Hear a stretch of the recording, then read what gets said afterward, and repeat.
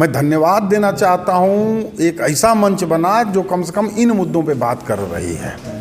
और जब तक समाज के अच्छे लोग तथाकथित जो कहते हैं कि हम बहुत बुद्धिजीवी हैं, जैसे कुछ वर्ग बुद्धिजीवी बना दिए जाते हैं कि चिकित्सक हैं, शिक्षक हैं और वैज्ञानिक हैं, फला हैं, तो ये बुद्धिजीवी हैं। और उनसे जब आप जाएंगे तो ड्राइंग रूम में बैठ के कहते हैं नहीं नहीं राजनीति बहुत गंदी है। अरे कैसे गंदी है? जब राजनीति आपके लिए गंदी है तो जाहिर सी बात है कि पॉकेटमारी आपका राजनेता बनेगा। तो ऐसे लोगों को खुल के बीच में आना चाहिए। और आपके इस मंच ने, आपके इस संस्था ने एक मंच प्रदान किया है। निश्चित रूप से लोगों को बढ़कर आगे आना होगा और राजनीति में शुचिता, ईमानदारी की बात रखनी होगी। एक तरफ जहां जनता मूलभूत सुविधाओं के लिए परेशान है, वहीं जनता की लड़ाई लड़ने वाले, गरीबों की लड़ाई लड़ने वाले निजी चार्टर्ड विमानों में चलते हैं। इतना बड़ा अंतर है। हमें ऑटो नहीं मिलता है और उनके दरवाज़ों पे चार्टर्ड प्लेनें खड़ी होती हैं। नमस्कार, आईपा के मंच पे आप सबका स्वागत है। मैं हूं आसिफ रिजवी। आईपा यानी all India progressive politics association, एक ऐसा संगठन जिसका मकसद है देश की प्रगतिशील राजनीति को बढ़ावा देना। इसी को लेकर के आज हमारे साथ हमारे मंच पर मौजूद हैं श्री राम जायसवाल, जो कि सामाजिक कार्यकर्ता हैं।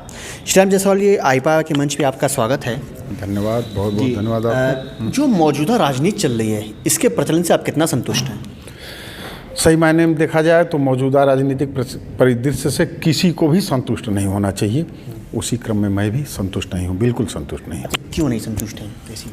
सभी राजनीतिज्ञ कामोवेश केवल अपने हित की बात करते हैं। राष्ट्र हित, समाज कल्याण केवल और केवल उनके भाषण के अंश रह गए हैं। आप जब ईमानदारी पूर्वक देखेंगे तो बहुत बड़ा गैप पाते हैं।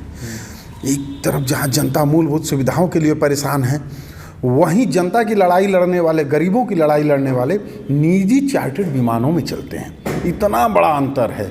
हमें ऑटो नहीं मिलता है और उनके दरवाज़ों पे चार्टर्ड प्लेनें खड़ी होती हैं।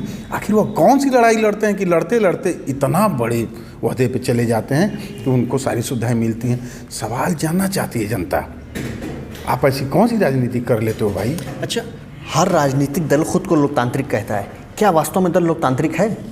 कहीं कोई लोकतांत्रिक नहीं है।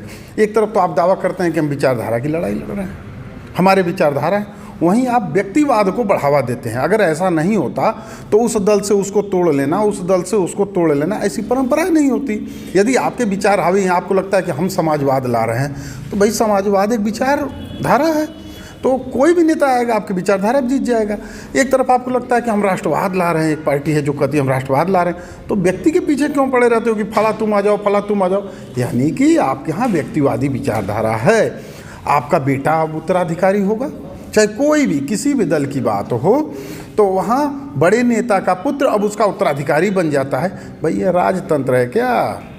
राजी की परंपरा चली आ रही है कि राजा हटेगा तो अब राजकुमार राजा बनेगा, इसलिए कहीं लोकतंत्र नहीं रह गया है।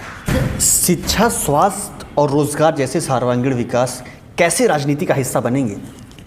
देखिए, इसके लिए जनता को आगे आना चाहिए और अपनी मांग निजी स्वार्थ से ऊपर उठ के, इसमें भी जनता का ही हित है। शिक्षा, स्वास्थ्य जैसी बुनियादी सुविधाएं निःशुल्क होनी चाहिए और सबको एक समान होना चाहिए, इसमें कोई दो राय नहीं है। लेकिन उसके लिए जब तक हम अपने जाति पाति और शराब, मुर्गा, अंडा में बिक जाएंगे तो हम ऐसी मूलभूत सुविधाओं की तरफ ध्यान कहाँ दे पाएंगे? और नेता तो चाहता है कि हम बटे रहें ताकि वह मौज काटता रहे।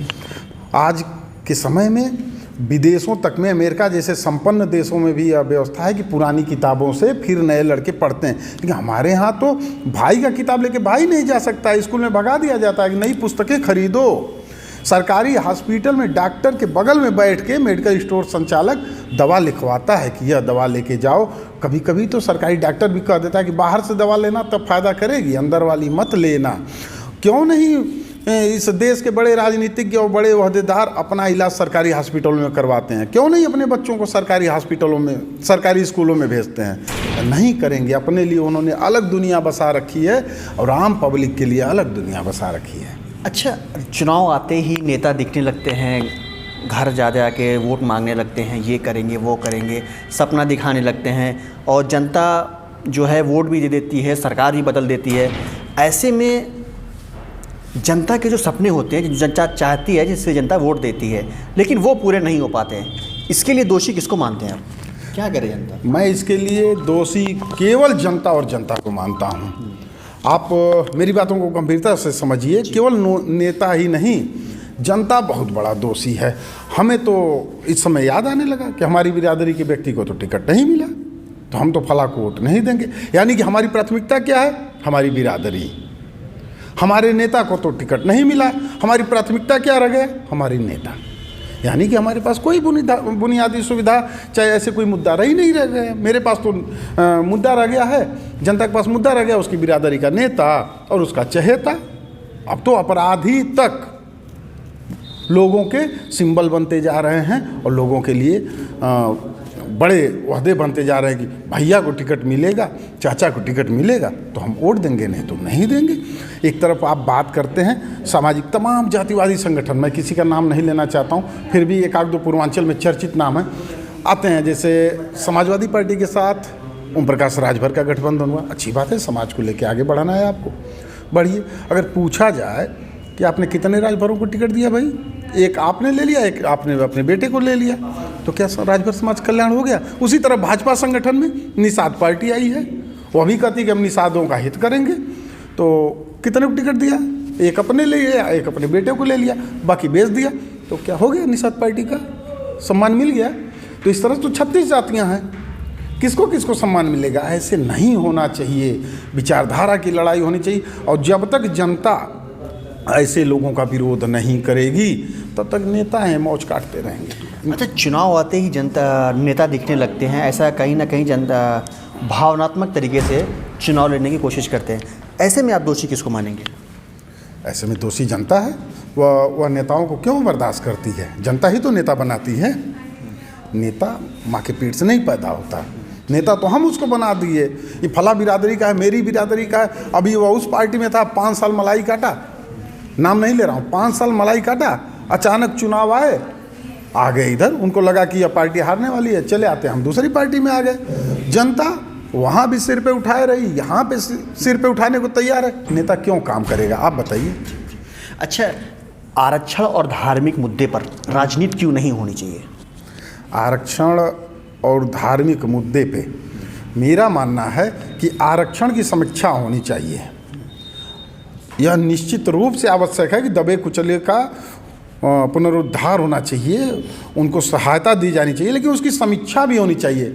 आज के समय में रामविलास पासवान केंद्रीय मंत्री हैं, उनके घर सोने की कटोरी है और चम्मच है, उनका बेटा आरक्षण की श्रेणी में आता है। आप आरक्षण की श्रेणी में नहीं है, हो सकता है आपके घर के लोग सुबह फरसा खांसी लेके लेबर चौराहे पे दिहाड़ी मांग रहे हैं, तो इसकी समीक्षा होनी चाहिए कि क्या अभी वह परिवार आरक्षण का हकदार है जिसके यहाँ सोने की कटोरी रखी हुई है। इसलिए आरक्षण आर्थिक आधार पर देना चाहिए, न कि जातीय आधार पर। दूसरी, धर्म को कहीं भी राजनीति में नहीं शामिल किया जाना चाहिए, इसको अलग किया। नेताओं का एक ही धर्म होता है, राजनीति धर्म होता है। वह तो हमको आपको लड़ाने के लिए बीच में धर्म को ज़बरदस्ती घुसेड़े रहते हैं, इसको कतई नहीं शामिल किया जाना चाहिए, इसका पुरजोर विरोध होना चाहिए। अच्छा, आईपा जो मंच है, जो लगातार प्रगतिशील राजनीति की बात करता है, इससे आप कितना संतुष्ट हैं इनके साथ? मैं धन्यवाद देना चाहता हूँ, एक ऐसा मंच बना जो कम से कम इन मुद्दों पे बात कर रही है। और जब तक समाज के अच्छे लोग तथाकथित जो कहते हैं कि हम बहुत बुद्धिजीवी हैं, जैसे कुछ वर्ग बुद्धिजीवी बना दिए जाते हैं कि चिकित्सक हैं, शिक्षक हैं और वैज्ञानिक हैं, फला है, तो ये बुद्धिजीवी हैं। और उनसे जब आप जाएंगे तो ड्राइंग रूम में बैठ के कहते हैं नहीं राजनीति बहुत गंदी है। अरे कैसे गंदी है? जब राजनीति आपके लिए गंदी है तो जाहिर सी बात है कि पॉकेटमारी आपका राजनेता बनेगा। तो ऐसे लोगों को खुल के बीच में आना चाहिए। और आपके इस मंच ने, आपके इस संस्था ने एक मंच प्रदान किया है। निश्चित रूप से लोगों को बढ़कर आगे आना होगा और राजनीति में शुचिता, ईमानदारी की बात रखनी होगी। धन्यवाद। ये थे हमारे साथ श्रीराम जायसवाल, जो कि सामाजिक कार्यकर्ता हैं। मऊ से आसिफ रिजवी, आईपा।